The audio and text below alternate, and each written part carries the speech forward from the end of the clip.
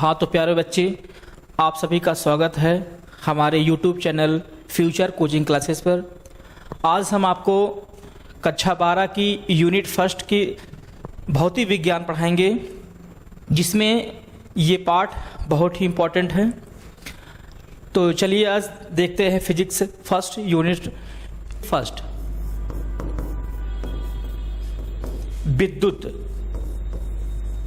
विद्युत आवेश। Unit first है विद्युत आवेश। विद्युत आवेश क्या है? विद्युत आवेश किसी वस्तु का एक मौलिक गुण है। क्या है? किसी वस्तु का एक मौलिक गुण है जो कि इलेक्ट्रॉन के साथ एडजस्ट होता है। विद्युत आवेश किसी वस्तु का मौलिक गुण है जो हमेशा इलेक्ट्रॉन के साथ एडजस्ट होता है। जैसे मैं बात करूं कि यहां पे एक ऑब्जेक्ट है ए और यहां पे एक ऑब्जेक्ट है बी। अब हमको इन दोनों वस्तुओं पर आवेश लेके आना है, चार्ज लेके आना है। तो किसी भी वस्तु पर चार्ज तभी संभव है जब एक वस्तु से इलेक्ट्रॉन का विनिमय हो दूसरे वस्तुओं पर। कहने का मतलब है कि जब इलेक्ट्रॉन एक वस्तु से निकलकर दूसरे वस्तुओं में स्थानांतरित होते हैं तो उन वस्तुओं पर चार्ज आ जाता है। हमारे पास दो ऑब्जेक्ट हैं ए और बी। जब ए से इलेक्ट्रॉन निकलकर बी में प्रवेश करेंगे, अर्थात इलेक्ट्रॉनों का विनिमय होगा, तो बॉडी पर चार्ज आएंगे।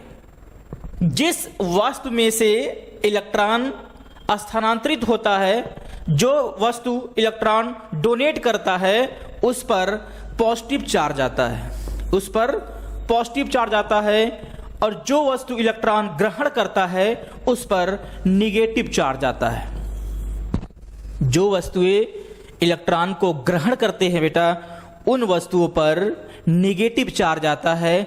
अर्थात जिस वस्तु पर निगेटिव चार्ज आता है वहां पर इलेक्ट्रॉनों की अधिकता होती है। यहां पर इलेक्ट्रॉनों की अधिकता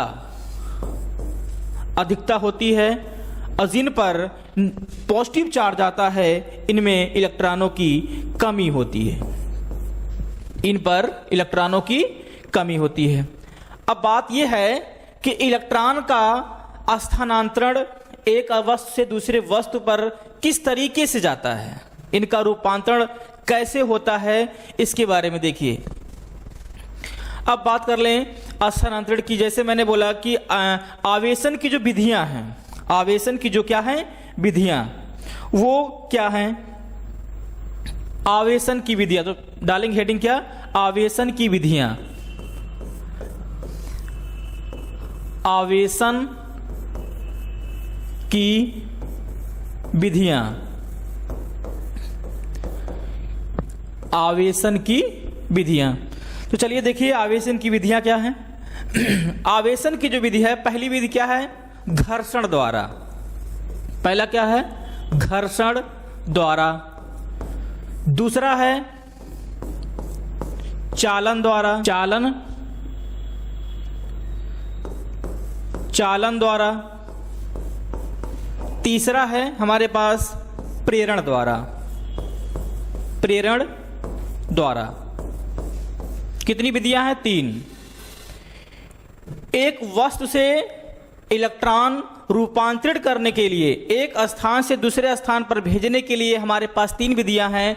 पहला घर्षण द्वारा, दूसरा चालन द्वारा और तीसरा प्रेरण द्वारा। अब इन विधियों का उपयोग किस तरीके से करते हैं? सबसे पहले तो आप एक बात और जान लीजिए कि जो विद्युत आवेश है, जो पहला यूनिट है, उसमें पढ़ना क्या क्या है। विद्युत आवेश। विद्युत आवेश। विद्युत आवेश होता क्या है, पहले ये जान लें। विद्युत आवेश भौतिक विज्ञान की वह शाखा है जिसके अंतर्गत हम आवेशों के बारे में अध्ययन करते हैं। भौतिक विज्ञान वह शाखा है जिसके अंतर्गत हम आवेश के बारे में अध्ययन करते हैं उसको वैद्युत आवेश कहते हैं। या वैद्युत आवेश भौतिक विज्ञान की वह शाखा है जिसके अंतर्गत हम आवेशों का अध्ययन करते हैं। इसमें 3 पाठ आपको पढ़ाए जाएंगे। पहला, इसमें क्या होता है? स्थिर वैद्युतिकी, स्थिर वैद्युतिकी। दूसरा पाठ इसमें आएगा चालन, वैद्युत चालन बोलते हैं इसको, वैद्युत चालन। इसके 2 यूनिट हैं, पहला स्थिर वैद्युतिकी और दूसरा वैद्युत चालन। वैद्युतिकी में, स्थिर वैद्युतिकी में हमको 2 पाठ पढ़ना है। पहला पाठ है वैद्युत आवेश। क्या है बेटा?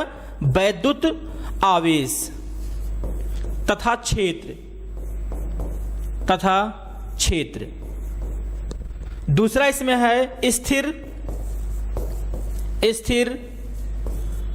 वैद्युत विभव व धारिता। स्थिर वैद्युतिकी क्या है? स्थिर का मतलब रुका हुआ। स्थिर का मतलब क्या होगा? रुका हुआ। स्थिर का मतलब होता है बेटा रुका हुआ। स्थिर का मतलब रुका हुआ। वैद्युतिकी का मतलब होता है आवेश। क्या होता है? आवेश। स्थिर का मतलब होता है रुका हुआ, रुका हुआ।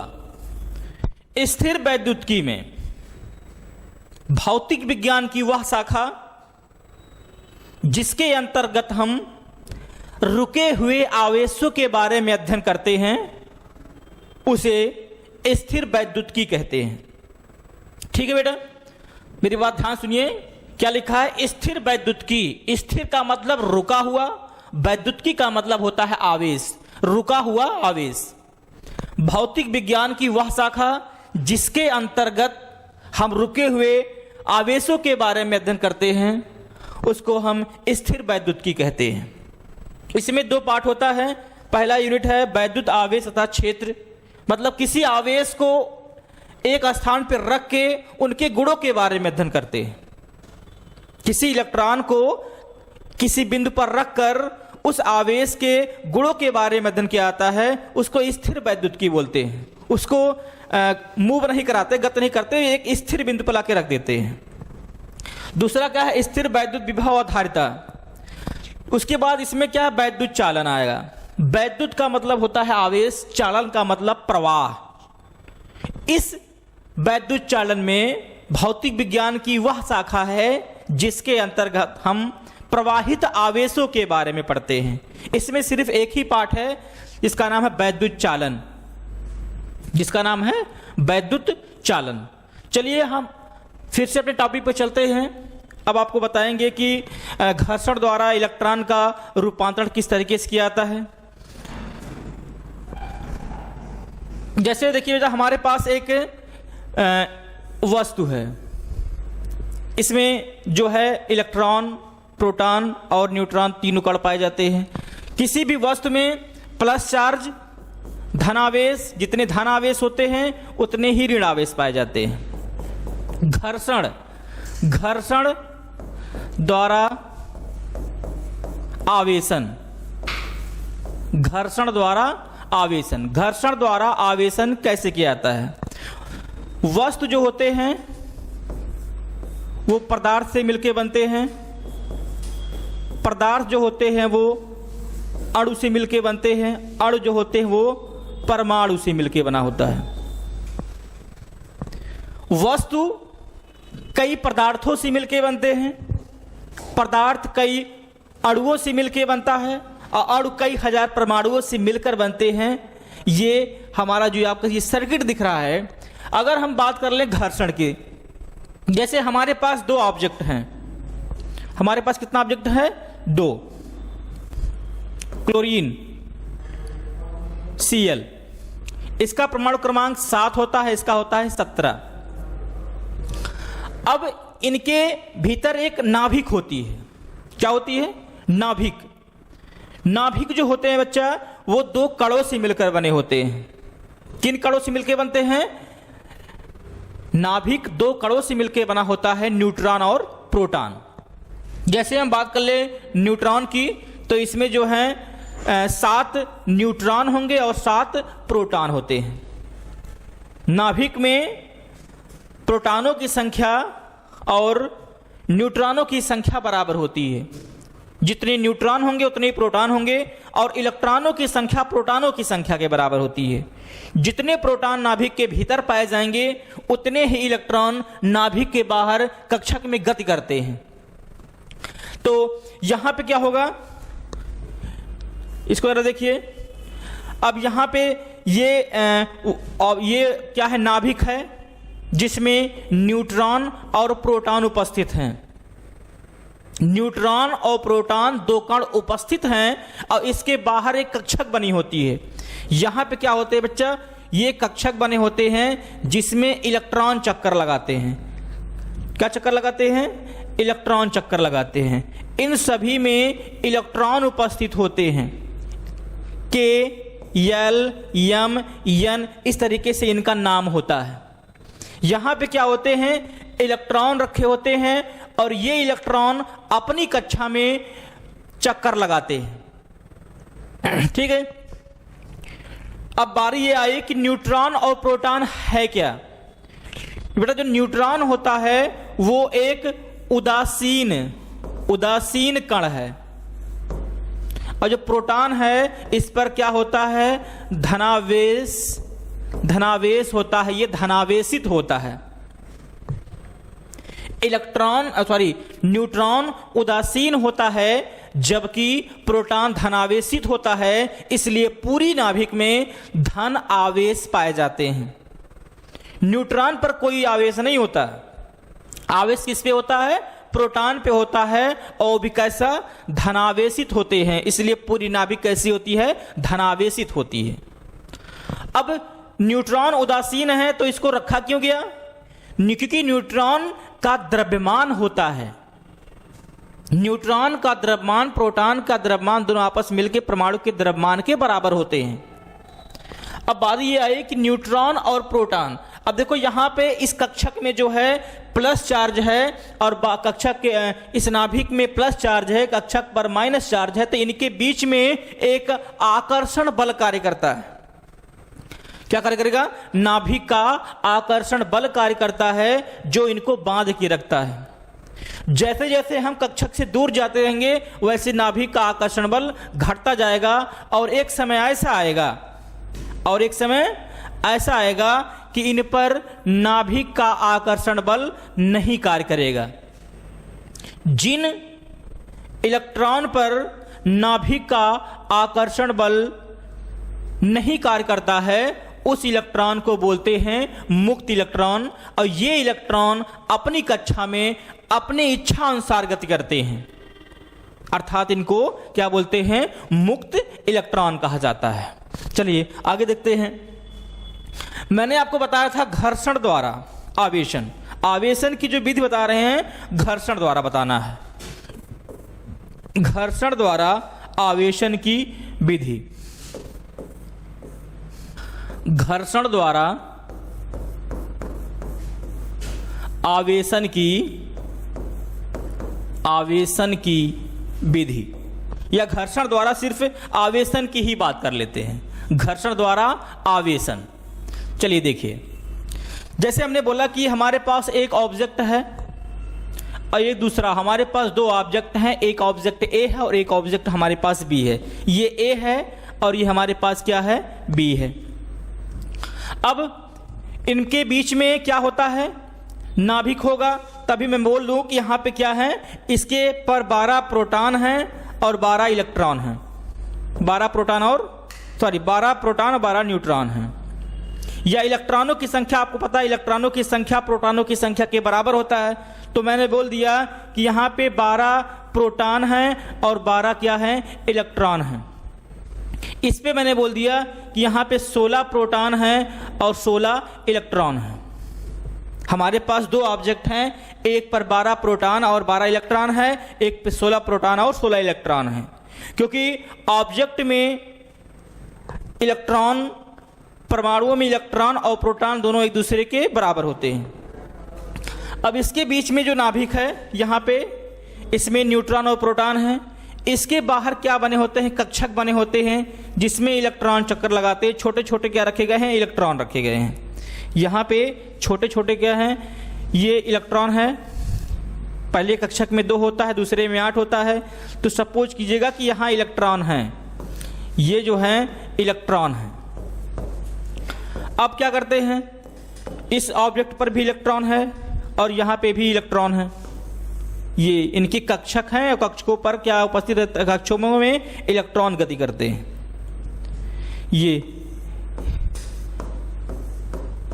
ये सारे क्या हैं? इलेक्ट्रॉन हैं। अब क्या करते हैं? जब इन वस्तुओं को आपस में रगड़ा जाता है तो कुछ एनर्जी खत्म होती है। जब इन वस्तुओं को आपस में रगड़ते हैं तो हमारे द्वारा कुछ एनर्जी प्रोवाइड होती है, जो इनके बाहरी कक्षक में प्रवेश करता है। जब कोई भी व्यक्ति ज़्यादा एनर्जी पाता है तो अपना ग्राउंड स्टेट छोड़ देता है। जैसे इन वस्तुओं के बाह्यतम कक्षक में इलेक्ट्रॉन ऊष्मा प्रवेश करती है, इलेक्ट्रॉन ज़्यादा होते हैं तो ये अपना स्टेट छोड़ने लगते हैं और बगल वाले वस्तुओं में चले जाते हैं। जैसे ही इनका इलेक्ट्रॉन का रूपांतरण होता है तो वस्तुओं पर चार्ज उत्पन्न हो जाता है। वस्तुओं पर क्या होता है? चार्ज उत्पन्न होता है और इन पर एक धनावेशित होता है, एक ऋणावेशित हो जाता है। अब यहाँ पे ए वस्तु से इलेक्ट्रॉन बी वस्तुओं में प्रवेश करता है। इसका मतलब ये है कि यहाँ से मैं सपोज करूँ कि 2 इलेक्ट्रॉन ए से निकलकर बी में प्रवेश किया, तो पहले वस्तु में 2 इलेक्ट्रॉनों की क्या हो गई? कमी। तो यहाँ पे 12 प्रोटॉन हैं, यहाँ से 2 इलेक्ट्रॉन कम। अब कितना बचा? 10 इलेक्ट्रॉन बचे। ये 2 इलेक्ट्रॉन बी वस्तुओं में प्रवेश करते हैं तो यहाँ पे 16 प्रोटॉन तो था ही, 2 और चले गए। कितना हो गया? 18 इलेक्ट्रॉन हो गए। देखा गया कि ए वाले वस्तुओं में इलेक्ट्रॉनों की संख्या में कमी हुई, जबकि बी वाले में वस्तुओं में इलेक्ट्रॉनों की संख्या में अधिकता हो गई। ए वस्तु से 2 इलेक्ट्रॉन निकलकर बी वस्तु में प्रवेश किए तो यहाँ पे 2 इलेक्ट्रॉनों की वृद्धि हो गई। अब जिस वस्तु पर इलेक्ट्रॉनों की कमी हुई वहां पे कौन सा आ जाएगा? प्लस चार्ज आ जाता है। और जिस पर इलेक्ट्रॉनों की अधिकता होती है वहां पर माइनस आता है, वहां पे ऋणावेशित हो जाते हैं। इस पर इलेक्ट्रॉनों की अधिकता है, इस पर इलेक्ट्रॉनों की कमी है। जब 2 परस्पर वस्तुओं को घर्षित किया जाता है तो इलेक्ट्रॉनों का रूपांतरण होता है। इलेक्ट्रॉन एक वस्तु से निकलकर दूसरी वस्तुओं में प्रवेश करते हैं। प्रवेश करने का मतलब है कि जिस वस्तुओं से इलेक्ट्रॉन निकलता है उस वस्तु में द्रव्यमान की कमी होती है। द्रव्यमान की क्या होती है?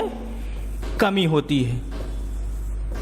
और जिन वस्तुओं में इलेक्ट्रॉन प्रवेश करते हैं उसमें द्रव्यमान की वृद्धि हो जाती है। द्रव्यमान की वृद्धि होती है। आपको पता है कि इलेक्ट्रॉन पर आवेश कितना होता है? 1.6 × 10⁻⁻⁰ कूलाम।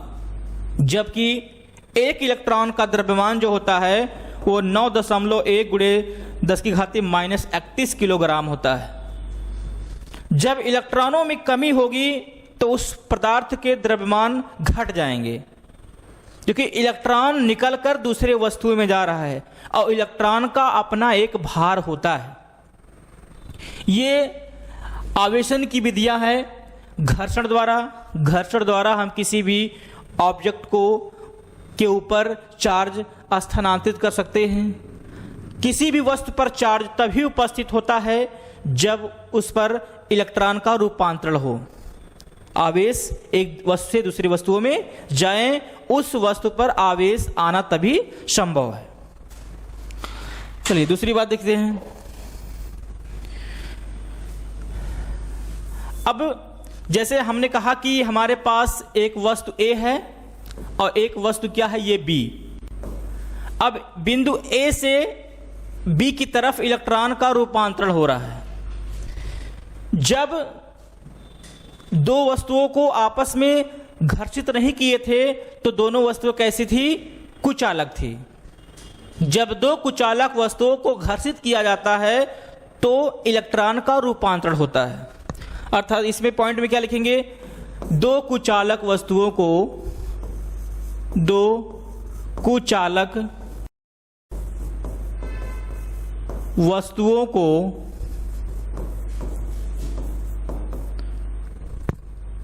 घर्षण करते हैं। जब दो कुचालक वस्तुओं को घर्षण किया जाता है, घर्षित किया जाता है, तो वे वस्तुएं कैसी बन जाती हैं, चालक बन जाती हैं। तो वे वस्तुएं चालक बन जाती हैं, चालक बन जाती हैं। जब दो कुचालक वस्तुओं को आपस में घर्षित किया जाता है तो वे वस्तुएं क्या बन जाती हैं, चालक बन जाती हैं। और चालक बनने के कारण वस्तु ए से इलेक्ट्रॉन रूपांतरित होकर वस्तु बी में प्रवेश करता है। अब हम बात करेंगे आवेश की। आवेश क्या है? आवेश क्या है? विद्युत आवेश मैंने बताया कि ये वस्तुओं का मौलिक गुण है जो हमेशा इलेक्ट्रॉन के साथ एडजस्ट होता है।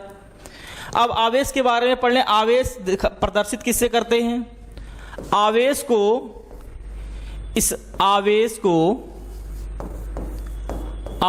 को स्मॉल क्यू या कैपिटल क्यू से प्रदर्शित करते हैं।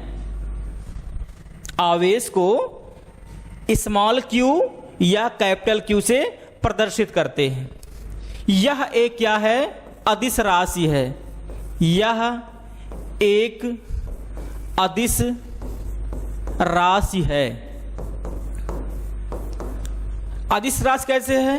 क्योंकि गुण जो होता है, गुण की कोई दिशा नहीं होती है। अगर हम चोर हैं तो हम कहीं किसी दिशा में पाएंगे, मौका पाएंगे, चोरी कर लेंगे। ये हमारा गुण है। हम पढ़ाते हैं, ये हमारा गुण है, हम कहीं जाएंगे, कहीं पढ़ा लेंगे। तो गुण का कोई दिशा नहीं होता है, और जिसमें दिशा नहीं होता है वो कैसी राशियां होती हैं? अदिश राशियां होती हैं। दूसरा, इसका मात्रक क्या होता है? आवेश आपने पढ़ा होगा कि विद्युत धारा I बराबर Q अपान टी, I बराबर Q अपान टी। तो Q is equal to I into T. I का मात्रक एम्पियर, I का मात्रक एम्पियर, समय का मात्रक सेकेंड, एम्पियर सेकेंड। आवेश का मात्रक एम्पियर सेकेंड होता है। ये किसमें है? यम के एस पद्धति में। यम के एस पद्धति में आवेश का मात्रक क्या होता है? Ampere second. अब हम इसके कुछ और आवेशों के बारे में बात कर लें, इसके मात्रकों के बारे में बात कर लें। तो एसआई यूनिट, एसआई पद्धति में इसका मात्रक क्या होता है? एसआई पद्धति में इसके मात्रक को इनके नाम से जाना गया, कूलाम। किसके नाम जाना गया? कूलाम। एसआई मात्रक क्या है? कूलाम। सीजीएस पद्धति में state coulomb, state coulomb. CGS पद्धति में आवेश का मात्रक स्टेट कूलाम होता है। एसआई पद्धति में आवेश का मात्रक सिर्फ कूलाम होता है। एसआई में इनको अपने खुद के नाम से जाना जाता है। और इनकी सबसे बड़ी आवेश का सबसे बड़ा मात्रक, आवेश का सबसे बड़ा मात्रक, आवेश का सबसे बड़ा मात्रक क्या होता है? आवेश का सबसे बड़ा मात्रक फैराडे। आवेश का सबसे बड़ा मात्रक क्या होता है बेटा? फैराडे। क्या है? फैराडे। आवेश का सबसे बड़ा मात्रक फैराडे। और एक फैराडे बराबर होता है 96,500 कूलाम। एक फैराडे बराबर कितना होता है? 96,500 कूलाम होता है। सबसे छोटा मात्रक, सबसे छोटा मात्रक फ्रैंकलिन। आवेश का सबसे छोटा मात्रक फ्रैंकलिन, सबसे बड़ा मात्रक फैराडे। और एक फैराडे बराबर होता है 96,500 कूलाम। अब इनकी बीमा और मात्रक की बात कर लें। आवेश की बीमा और मात्रक, आवेश की बीमा। अभी आपने देखा I बराबर क्या है, formula Q upon T, I is equal to Q upon T, तो Q is equal to I into T। I का जो बीमा है, I का बीमा A, समय की बीमा T, इसलिए Q बराबर A T। आवेश की बीमा क्या हो गई, AT। आवेश एक अदिश राशि है। कैसी राशि है, अदिश राशि है। यहां पे एक, यहां देखिए लिखा है I क्या है, विद्युत धारा। I क्या है, विद्युत धारा। विद्युत धारा कौन सी राशि है बेटा, विद्युत धारा एक अदिश राशि है, अदिश राशि। हालांकि इसमें दिशा होती है, हालांकि इसमें दिशा होती है, फिर इसमें दिशा और परिमाण दोनों होता है, फिर भी हम इसको अदिश राशि बोलते हैं। कोई भी भौतिक राशि सदिश तभी होती है जब वो सदिश के योग के नियमों का पालन करती हो। कुछ इसके रूल हैं सदिश राशि होने के। कोई भी भौतिक राशि सदिश तभी मानी जाती है जब वो सदिश के योग के नियमों का पालन करे। जब हमने देखा कि हमने कहा कि ये एक तार है जिसमें 3 एम्पीयर की धारा प्रवाहित हो रही है, ये एक दूसरा तार है, ये एक तार A है, ये B, इसमें 7 एम्पीयर की धारा प्रवाहित हो रही है। हमने बोला कि ये 90 डिग्री है। इसके आउटपुट में हमने एक तार लेके आया, इसमें लगा दिया अमीटर। जब इसमें धारा नोट किया गया तो कितना होना चाहिए था, ये 7 3 10, सॉरी 4 मान लीजिए, 7 एम्पीयर की। जब इसको सदिशों के योग के नियम में देखा गया, एक फार्मूला आपको पढ़ाया गया होगा, R is equal to A square plus B square plus 2AB cos theta. R is equal to A square plus B square plus 2AB cos theta. तो यहां पे कॉस 90 का मान कितना होता है, 0। तो R इज इक्वल टू क्या आ गया, 3 का स्क्वायर प्लस 4 का स्क्वायर, ये पूरा 0 हो गया। तो R इज इक्वल टू कितना आ गया, 9 16, R बराबर 16 9 25। तो R इज इक्वल टू कितना आ गया, 5। कितना आया, 5। यहां पे देखने पर 5 आया, लेकिन वास्तव में जब हमने इसको प्रैक्टिकल किया तो कितना आया, 7। तो ये जो नहीं है, ये जो बीमा वो विद्युत धारा है वो सदिश के योग के नियमों का पालन नहीं कर रही है। जब सदिश के योग के नियमों का पालन नहीं कर रही है तो इसको अदिश राशि बोला गया। चलिए आगे देखिए। अब हम आवेश के बारे में कुछ बात कर लें। आवेश जो है, आवेश चार्ज जो होते हैं, एक पॉजिटिव चार्ज होता है और एक नेगेटिव चार्ज होता है।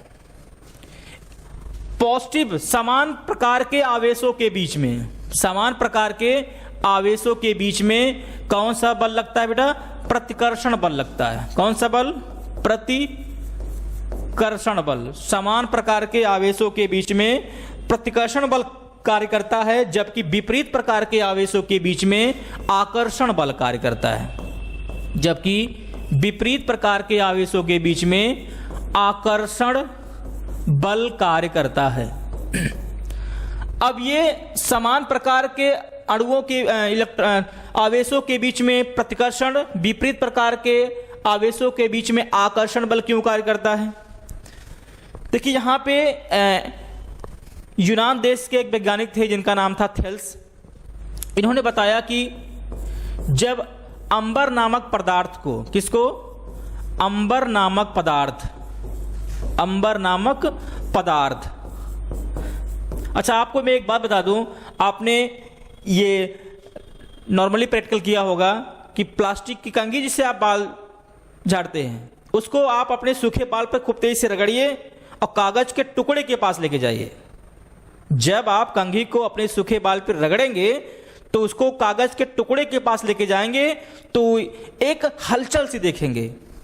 कुछ कागज के टुकड़े कंघी की तरफ आकर्षित होते हैं और कुछ प्रतिकर्षित होते हैं। पहले कंघी को लेके गए तो कोई हलचल नहीं हुआ। दोबारा जब कंघी को बाल पर रगड़ के लेके गए तो कुछ हलचल देखने को मिली। जिस गुण के कारण कागज में हलचल दिखाई पड़ता है उसको उसी गुण को बोलते हैं वैद्युत।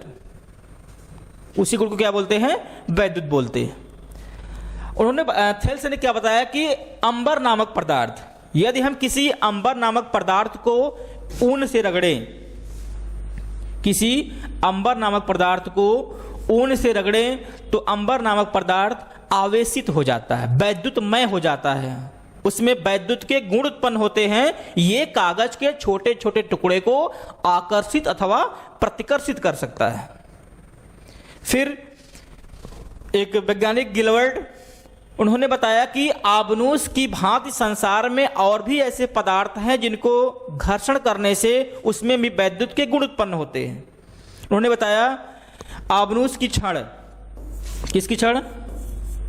आबनूस की छड़। इन्होंने आबनूस की छड़ को बिल्ली की खाल पर रगड़ा। उन्होंने देखा जब आबनूस की छड़ को बिल्ली के खाल पर रगड़ा गया तो जो गुण अंबर नामक पदार्थ में हुआ था वही गुण आबनूस की छड़ में दिखाई पड़ा। तो घर्षित करने से वस्तुओं में वैद्युत का गुण उत्पन्न हो जाता है। उसके बाद उन्होंने एक नियम दिया। उन्होंने कहा कि जब आवेश समान होते हैं तो प्रतिकर्षण लगता है और जब विपरीत होते हैं तो आकर्षण बल कार्य करता है। इसको सिद्ध करने के लिए वैज्ञानिकों ने अपना मत प्रस्तुत किया। उन्होंने क्या किया कि एक अंबर नामक पदार्थ लिया, उसको ऊन पे रगड़कर लटका दिए। कौन सा पदार्थ है? अंबर नामक पदार्थ है और इसको ऊन पे रगड़े हैं। किस पे रगड़े हैं? ऊन पे रगड़े हैं और इसको ऊन पे रगड़ के लटका दिए। फिर क्या किए? एक दूसरा अंबर नामक पदार्थ लिए, इसको भी किस पे रगड़ दिए? ऊन पे। इसको भी किस पे रगड़ दिए? ऊन पे रगड़ दिए। यह भी पदार्थ कौन सा है? अंबर नामक पदार्थ है। दोनों पदार्थ सेम हैं, दोनों पदार्थ अंबर नामक पदार्थ हैं और दोनों को ऊन पे रगड़ा गया है। तो दोनों पर चार्ज कैसा होगा? समान। वो चार्ज चाहे पॉजिटिव का हो या फिर नेगेटिव का, चाहे धनावेश हो या ऋणावेश। जब दो समान प्रकार के वस्तुओं को समान वस्तुओं पर रगड़ा जाता है तो उन पर आवेश समान उत्पन्न होता है। और इसको करने के बाद जब एक पदार्थ को दूसरे के पास लेके आए, जैसे जैसे ये इसके पास आता गया वैसे वैसे ये वस्तुएं से दूर हटने लगी। तो इस नियम पे उन्होंने सिद्ध किया कि समान प्रकार के आवेश एक दूसरे को आकर्षित करते हैं, चाहे वो प्लस प्लस हो या फिर माइनस माइनस। अब इन्होंने क्या किया कि एक इस पहले पदार्थ को हटा दिया। अब यहां पे क्या लेके आए? इन्होंने यहां पे जो है एक अंबर नामक पदार्थ लिया, इसको ऊन पे रगड़ दिया। ऊन पे रगड़ के इसको क्या कर दिए? लटका दिए। ये कौन सा पदार्थ है? अंबर नामक पदार्थ। दूसरा क्या लिए? आबनूस की छड़। किसकी छड़? आबनूस की छड़। इसको रगड़ा गया बिल्ली की खाल पे। अब यहां पे दोनों ऑब्जेक्ट कैसे हैं? अलग अलग। दोनों को अलग अलग वस्तुओं पर रगड़ा गया है। एक को ऊन पे रगड़ा गया है, एक को बिल्ली के खाल पे। तो यहां पे जो चार्ज उत्पन्न होगा वो अलग अलग होगा। या तो इस पे धनात्मक होगा या तो इस पे ऋणात्मक, या तो इस पे धन आवेश हो या तो इस पे ऋणावेश हो, या फिर इस पे धनावेश हो तो या इस पे ऋणावेश हो। इन दोनों पर चार्ज कैसे हैं? अलग अलग हैं। जब इस वस्तु को इसके पास लेके आए तो जैसे इसके पास आया ये एक दूसरे के ऊपर आकर्षित हो गए, एक दूसरे के ऊपर चिपक पड़े। तो वहां पे सिद्ध हुआ कि यदि विपरीत प्रकार के आवेश रहेंगे तो एक दूसरे को क्या करेंगे? आकर्षित करेंगे। फिर एक वैज्ञानिक है जिनका नाम है कुलाम।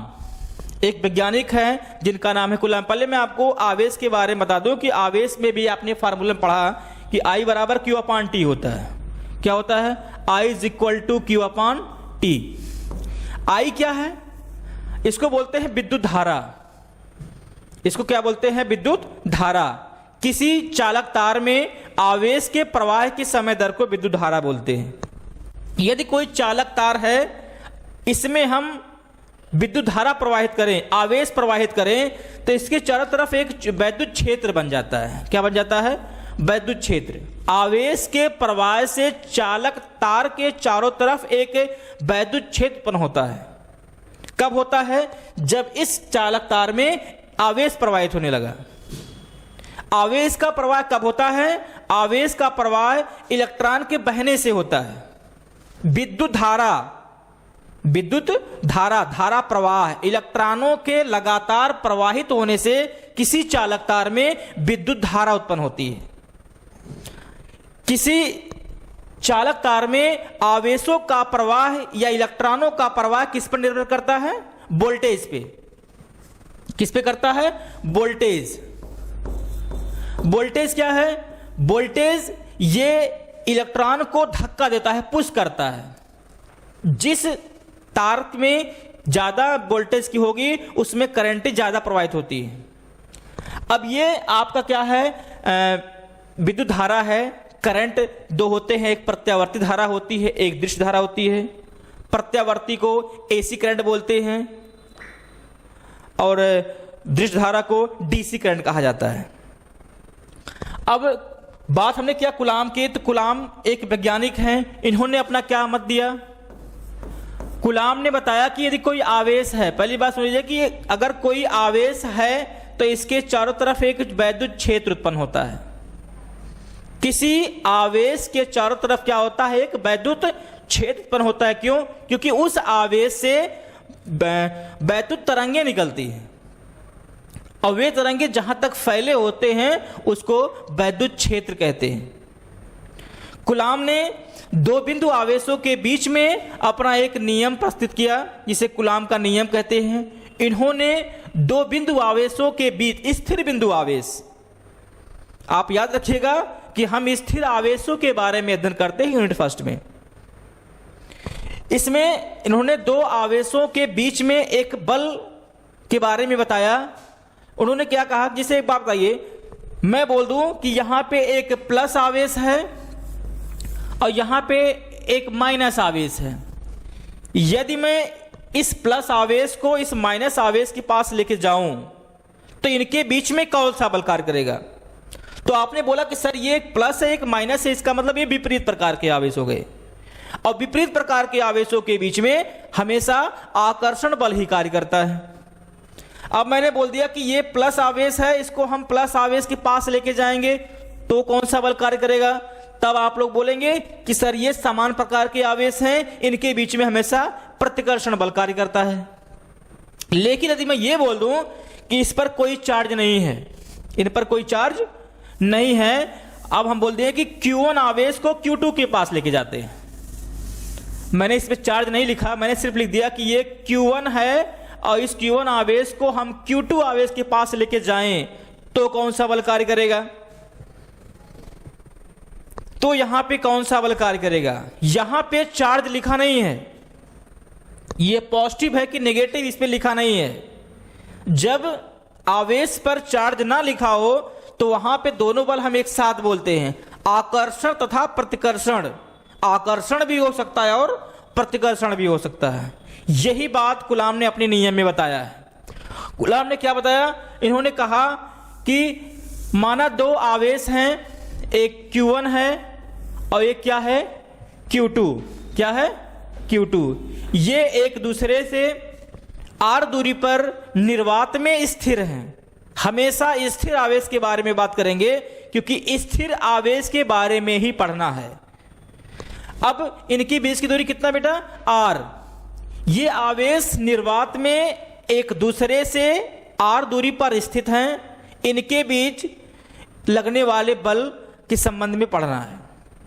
कूलाम ने कहा कि दो बिंदु आवेशों के बीच लगने वाला आकर्षण तथा प्रतिकर्षण, इन दोनों आवेशों के मान, इनका कोई मान होगा। ऐसा नहीं कि ये Q1 Q2 है, एक 5 माइक्रो कूलाम का हो सकता, हो सके वो 6 माइक्रो कूलाम का हो। तो इन दोनों आवेशों के मान के गुणनफल को बल जो लगेगा पहला नियम में, या proportional Q1 Q2, equation number first, दो बिंदु आवेशों के बीच लगने वाला आकर्षण तथा प्रतिकर्षण बल इन दोनों आवेशों के मान के गुणनफल के क्या होता है, अनुक्रमानुपाती होता है, ए प्रोपोर्शनल Q1 Q2। दूसरा, वही बल F अनुक्रमानुपाती होता है इनके बीच के दूरी के, तथा इन दोनों आवेशों के बीच की दूरी के वर्ग, दूरी कितना है r का वर्ग r स्क्वायर के व्युत्क्रमानुपाती होता है, यह प्रोपोर्शनल 1/r स्क्वायर। समीकरण 1 व 2 से, समीकरण 1 व 2 से क्या होगा, F proportional Q1 Q2 by r square, F proportional Q1 Q2 by r square. Proportional, physics में प्रोपोर्शनल को हटाने के लिए एक नियतांक लगाई जाती है, नियतांक। क्या नियतांक होगा, F is equal to 1/4 pi epsilon naught Q1 Q2 by r square. Coulomb का यह नियम है, यदि दो बिंदु आवेश एक दूसरे से r दूरी पर स्थित हो निर्वात में, तो इनके बीच लगने वाला बल F is equal to 1/4 pi epsilon naught Q1 Q2 by r square. अब ये बल किन किन बातों पर निर्भर करता है, देखिए यहां पे क्या लिखा है, यह proportional Q1 Q2 by r square. इसका मतलब है कि F डायरेक्टली प्रोपोर्शनल है Q1 Q2 के, F इनवर्सली प्रोपोर्शनल है 1/r स्क्वायर के। यदि दोनों आवेशों को बढ़ा दें, मान बढ़ा दें, तो इनके बीच का जो बल लगेगा वो अधिक हो जाएगा। इनके आवेशों के मान को बढ़ाकर हम बल को बढ़ा सकते हैं, इनके बीच की दूरी को घटा करके इनके बल को बढ़ा सकते हैं। जैसे जैसे हम आवेश से दूर जाएंगे वैसे वैसे इन पर आकर्षण बल या प्रतिकर्षण बल कम लगेगा, जैसे नजदीक आएंगे वैसे आकर्षण बल या प्रतिकर्षण बल सबसे अधिक कार्य करता है। आवेश के बीच की दूरी बढ़ा देंगे तो बल घटने लगेगा। दो तरीके से हम बल बढ़ा सकते हैं और दो तरीके से हम बल को घटा भी सकते हैं। अब यहां पे देखिए लिखा है 1/4 पाई एप्सिलॉन नॉट, ये क्या है, ये जो ये है आपका ये प्रोपोर्शनल नियतांक है। 1/4 पाई एप्सिलॉन नॉट ये क्या है, प्रोपोर्शनल नियतांक है, जिसमें एप्सिलॉन नॉट क्या है, वैद्युत की वैद्युतशीलता, वैद्युत की वैद्युतशीलता है, ये इंपॉर्टेंट है। वैद्युत की वैद्युतशीलता, एप्सिलॉन नॉट को वैद्युत की वैद्युतशीलता बोलते हैं। अब वैद्युत की वैद्युतशीलता के बारे में थोड़ा बात कर लें। चलिए क्वेश्चन आपको लगवाते हैं। जैसे मैंने बोल दिया कि ये एक 6 माइक्रो कूलाम का आवेश है और एक 8 माइक्रो कूलाम का आवेश है, और इनके बीच की जो दूरी है वो 2 मीटर है, 2 सेंटीमीटर है।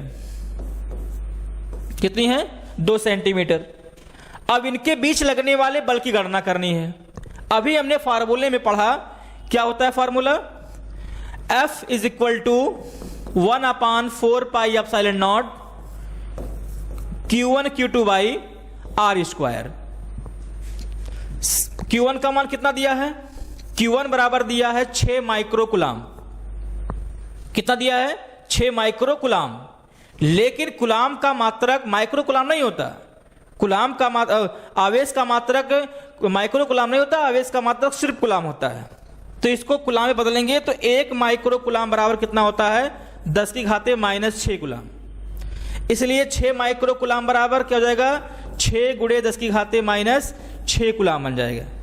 ये आपका Q1 का वैल्यू हो गया कितना, 6 × 10⁻⁻6 कूलाम। ठीक इसी प्रकार Q1 कितना, Q2 कितना दिया है, 8 माइक्रो कूलाम। तो यहाँ लिखेंगे 8 × 10⁻⁻6, ये हो गया कूलाम। Q1 Q2 का मान पता चल गया कूलाम में, ये Q1 का मान है और ये किसका मान है, Q2 का। दूरी कितना दिया है, R बराबर यहाँ लिखा है 2 सेंटीमीटर। 1 सेंटीमीटर में 10⁻⁻2 मीटर होता है, 10⁻⁻2 मीटर होता है। तो यहाँ पे कितना दिया है, 2 सेंटीमीटर दिया है। तो 2 सेंटीमीटर को बनाएंगे मीटर में, 2 × 10⁻⁻ क्या लिखेंगे, 2 मीटर लिखेंगे। 2 गुणे 10 की घाते माइनस 2 मीटर।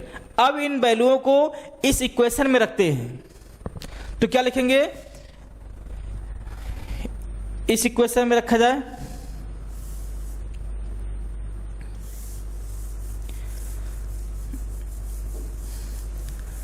चलिए देखिए यहां पे r कितना आया था, यहां पे r आया था आपका r बराबर 2 गुणे 10 की घाते minus 2 metre.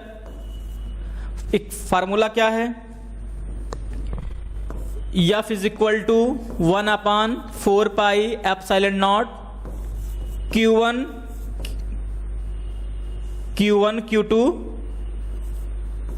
Q2 by R square. F is equal to, इसका मान कितना होगा, 9 गुणे 10 की घाते 9 इंटू Q1 का मान कितना है 6 गुणे 10 की घाते माइनस 6 गुणे 8 गुणे 10 की घाते माइनस 6 बटे में R स्क्वायर है 2 गुणे 10 की घाते माइनस 2 का स्क्वायर।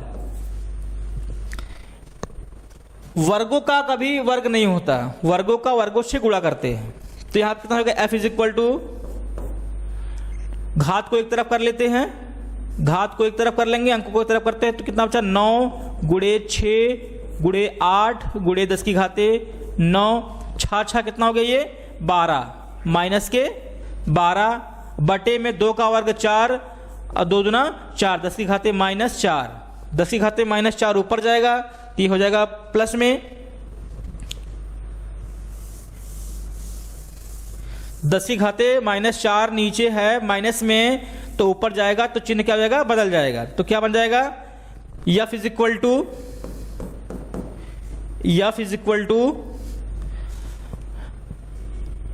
48 9 गुणे 8 6 48 गुणे, यहां पे देखिए ये 12 है नीचे जाएगा 4 ऊपर प्लस में तो 4 ये 9 4 13 10 की घाते प्लस में 13 और गुणे 10 की घाते माइनस 12 ये ऊपर बचा है, नीचे कितना बचा 4 4 के 4 4 दूना 8 12। F इज इक्वल टू 9 गुणे 12 गुणे 10 की घाते 1 12 में से 13 जाए घटाएंगे 1 क्योंकि 13 संख्या बड़ी है इसलिए क्या रहेगा प्लस। यहां क्या लिखेंगे, F इज इक्वल टू 108 गुणे 10 की घाते 1। कोई भी संख्या अपने की पावर में क्या होता है 1 होता है। तो यहां पे जब 10 की घाते 1 का मतलब 10 होता है तो यह फिजिकल कितना आएगा 1080 न्यूटन। इतने न्यूटन का बल इस पर लगेगा, इतने न्यूटन का बल इन दोनों पिंडों के बीच, इन दोनों आवेशों के बीच लगेगा। कब, जब ये 6 माइक्रोकुलाम का आवेश और एक 8 माइक्रोकुलाम का आवेश एक दूसरे से 2 मीटर की दूरी पर रखे हो, कहां, निर्वात में। अब हम बात कर लें एप्सिलॉन नॉट की बीमा और मात्रक की। एप्सिलॉन नॉट की बीमा, एप्सिलॉन नॉट की बीमा फार्मूला क्या था, फार्मूले से बीमा मात्रा निकालेंगे। फार्मूला है आपका F is equal to 1/4 pi epsilon naught Q1 Q2 by R square. ये जो आपको दिखाई पड़ रहा है 1/4 पाई एप्सिलॉन नॉट, ये बीमाहीन राशि है। ये क्या है, बीमाहीन राशि है जिसकी कोई बीमा नहीं होती है। तो बचा क्या, F is equal to Q1 Q2 by epsilon naught R square. निकालना किसकी बीमा है, एप्सिलॉन नॉट की। क्या करते हैं, तिरछा गुणा कर लीजिए, तिरछा गुणा करेंगे क्या आएगा, F epsilon naught R square is equal to Q1 Q2। तो एप्सिलॉन नॉट बराबर क्या आएगा, Q1 Q2 by FR square. बीमा की बात कर रहे हैं तो एप्सिलॉन नॉट की बीमा निकालनी है तो क्या गया फार्मूले में, एप्सिलॉन नॉट बराबर Q1 Q2। Q की बीमा क्या होती है, Q का बीमा होता है 80। क्या होता है 80, इसकी बीमा क्या होगी 80। नीचे क्या लिखा है FR स्क्वायर। बल का बीमा क्या होता है MLT की पावर -2 और दूरी की बीमा L, तो स्क्वायर लगा है तो L स्क्वायर। क्या लगा है, स्क्वायर लगा है तो L स्क्वायर। अब यहां क्या है 80। कोई भी, मैंने बताया कि कोई भी संख्या अपने पावर में क्या होता है 1 होता है। यहां पे दोनों पावर में कितना है, एक एक जुड़ जाएंगे। एप्सिलॉन नॉट बराबर ए स्क्वायर टी स्क्वायर अपान, देखो यहां पे एक है, यहां पे दो, यहां पे एक है, यहां पे दो, दो और एक कितना हो गया, तीन। तो क्या लिखेंगे, एम एल की पावर 3 टी की पावर -2। एप्सिलॉन नॉट बराबर यहां पे नीचे से जब ऊपर भेजेंगे तो क्या होगा, ए स्क्वायर टी की पावर 2, एम की पावर देखो 1 में है तो एम की पावर में -1, एल की पावर में -3, टी की पावर में +2। जब घात नीचे से ऊपर जाता है तो चिन्ह चेंज हो जाएंगे। अब यहां पे दो ये प्लस का है, दो ये प्लस का, कितना होगा 4। एप्सिलॉन नॉट बराबर ए स्क्वायर टी की पावर 4, एम की पावर -1, एल की पावर -3। ये इनकी क्या हो गई, बीमा। क्या हो गई, बीमा। एप्सिलॉन नॉट की ये क्या है, बीमा है। आप सभी इसको देख लीजिए, epsilon naught is equal to A square T की पावर 4, एम की पावर -1, एल की पावर -3। ये एप्सिलॉन नॉट की बीमा है। इसको बोलते हैं वैद्युत की वैद्युतशीलता, वैद्युत की वैद्युतशीलता। थैंक यू बच्चे, इससे फर्स्ट पहला यूनिट पढ़ाया। आई होप आप सबको अच्छा लगा होगा। फिर मिलते हैं नई वीडियो के साथ, तब के लिए नमस्कार।